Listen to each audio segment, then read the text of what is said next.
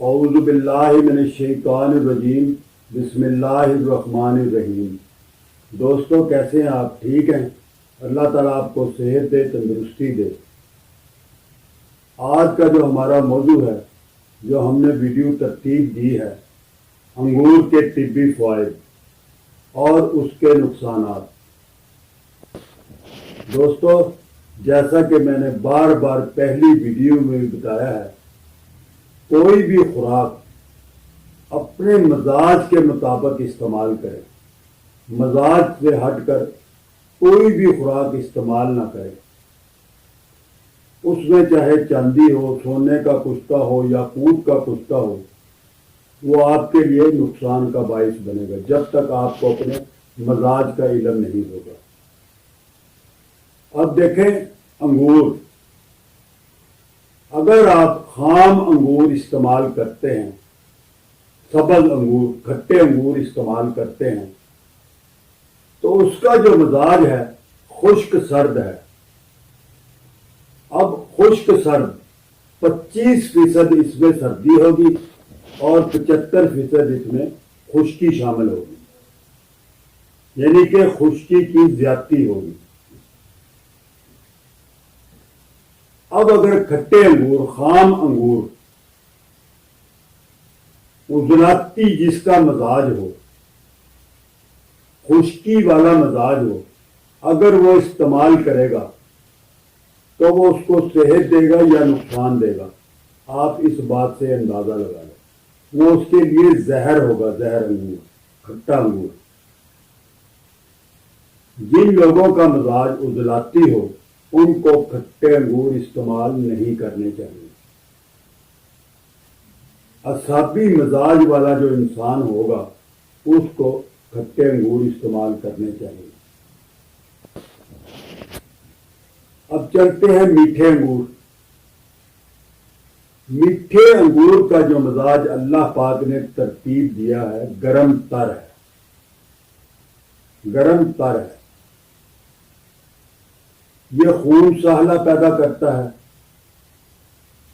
جگر، دماغ، دل، اس کو تقویت پہنچاتا ہے۔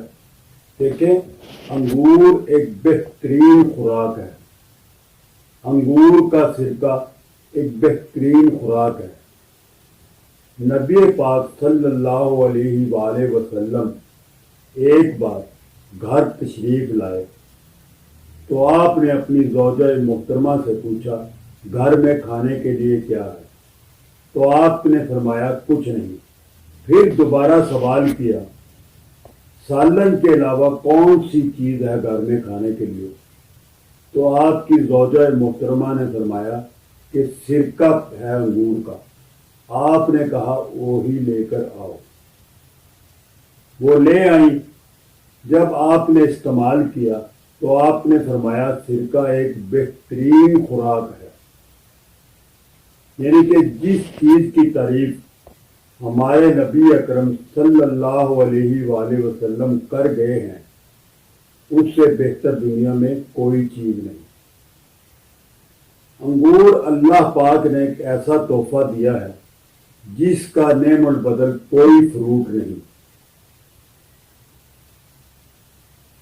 اب آپ کیسے اس کو استعمال کرتے ہیں؟ دیکھیں بڑا انگور اس کی مرقہ بنتی ہے، چھوٹا انگور اس کی کشمش بنتی ہے۔ اب کشمش اور مرقہ، دیکھیں جب ہم انگور کو ڈرائی کرتے ہیں، خشک ہونے کے لیے رکھتے ہیں، تو اس میں سے پانی ختم ہو جاتا ہے، وہ خشک ہو جاتے ہیں، اس میں صرف قوت رہ جاتی ہے، کشمش میں قوت رہ جاتی ہے، جس کی تعریف نبی پاک صلی اللہ علیہ وآلہ وسلم نے بھی کی ہے۔ انگور کا ذکر قرآن پاک میں 6 مرتبہ آیا ہے۔ اب بڑے انگور، اس کے اندر بیج بہت موٹے ہوتے ہیں، اس کی مرقہ بنتی ہے۔ عام طور پر حکیم صاحبان اس کو استعمال کرتے ہیں، اپنے مربع جات میں، اپنی ادویات میں اس کو استعمال کرتے ہیں۔ کھانے میں بہت کم یہ استعمال ہوتے ہیں. جیسے ہم کشمش کھاتے ہیں اس کی جگہ مرکہ بہت کم استعمال ہوتی ہے. یہ تھا فرق بڑے انگور اور چھوٹے انگور کا. یہ خون کا خزانہ ہے. خون بہت زیادہ پیدا کرتا ہے. کوئی فروٹ دنیا میں ایسا نہیں جو اس کے مقابلے میں خون پیدا کرے. یہ انسان کے معدے کو طاقت دیتا ہے, جگر کو قوت بخشتا ہے. یہ بہترین خوراک ہے, بہترین ادویہ ہے. خام انگور, کھٹا انگور جسم میں خشکی پیدا کرنے کے ساتھ ساتھ جسم میں اس کو سٹور بھی کرتا ہے, جبکہ میٹھا انگور, شیریں انگور جسم میں خشکی کو سٹور نہیں کرتا. وہ حرارت پیدا کرتا ہے اور اس کے ساتھ ساتھ اس کو خارج کرتا ہے. اگر آپ کو پیشاب زیادہ آتا ہے, پیشاب کثرت سے آتا ہے, تو آپ کھٹا انگور استعمال کریں. اس سے پیشاب میں کمی واقع ہوگی. کیونکہ میں نے آپ کو پہلے بتایا کھٹا انگور جسم میں خشکی پیدا کرتا ہے.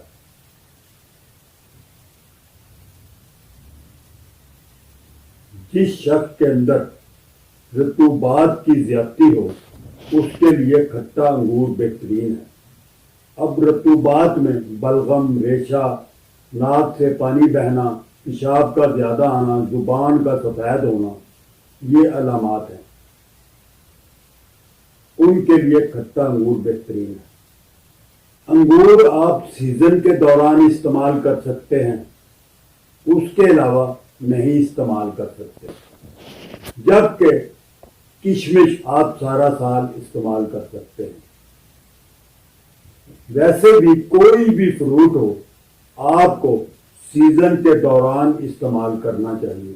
جب اس کا سیزن اینڈ ہو جائے تو اس کو چھوڑ دینا چاہیے.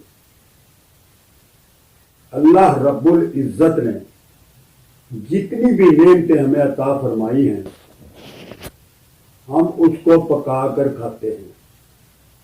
مثال کے طور پر گوشت ہے, ہم اس کو پکا کر کھاتے ہیں. چکن ہے, اس کو پکا کر کھاتے ہیں. دودھ ہے, اس کو ابال کر پیتے ہیں. چائے ہے, اس کو پکا کر پیتے ہیں. سبزیاں جو ہیں اس کی سبزی پکا کر کھاتے ہیں. ایسے اور بہت سی چیزیں ہیں جو ہم پکا کر کھاتے ہیں. اب کسی نے دیکھا ہے کہ آٹا کو کچا کھا جائے, اس کو پکا کر روٹی پکا کر کھایا جاتا ہے. ہاں چند ایک چیزیں ایسی ہیں جیسے سبزیوں میں سلاد ہے, ان کو آپ کچا استعمال کر سکتے ہیں. تو فروٹ کو بھی آپ نے کچا استعمال نہیں کرنا. پیلے انگور اور سبز انگور. اب دیکھیں پیلے انگور کا ذائقہ کتنا شیریں ہوتا ہے, جبکہ سبز انگور کھائے نہیں جاتے. پیلے انگور یہ اس کا جو چھلکا ہے دیر سے ہضم ہوتا ہے. آپ کو اس کے استعمال کا طریقہ میں بتانا چاہوں گا. آپ نے سندر خانی میٹھے انگور لینے ہیں. ان کو دھو کر ڈنڈیاں اتار کر آپ ان کو گرائنڈ کر لیں. اس میں حسب ذائقہ نمک ڈال لیں اور کالی مرچ کا پاؤڈر ڈال لیں. صبح و شام استعمال کریں. خون سہلا پیدا کرے گا. یہ اتنا خون پیدا کرے گا کہ آپ سوچ نہیں سکتے. اس سے آپ کا ہاضمہ بھی بہتر ہوگا. معدے کو تقویت ملے گی, دل کو تقویت ملے گی, دماغ کو قوت ملے گی. اگر آپ کے جسم میں خشکی ہے, دماغ میں خشکی ہے, سر میں خشکی ہے, بالوں میں خشکی ہے, تو آپ کھٹے انگور کسی صورت استعمال نہ کریں. کھٹے انگور خشکی کا باعث بنتے ہیں. ایسے انسان کو کھٹے انگور استعمال نہیں کرنے چاہیے. کھٹے انگور، کھٹی تمام خوراک، اس میں کوئی فروٹ ہو، کوئی سبزی ہو، تمام خشکی پیدا کرتی ہیں، جسم سے رطوبات کو خشک کرتی ہیں، جسم سے پانی کو خشک کرتی ہیں۔ اگر کوئی میرا بھائی رطوبات کی زیادتی کی وجہ سے پریشان ہے تو پھر کھٹی خوراک استعمال کریں۔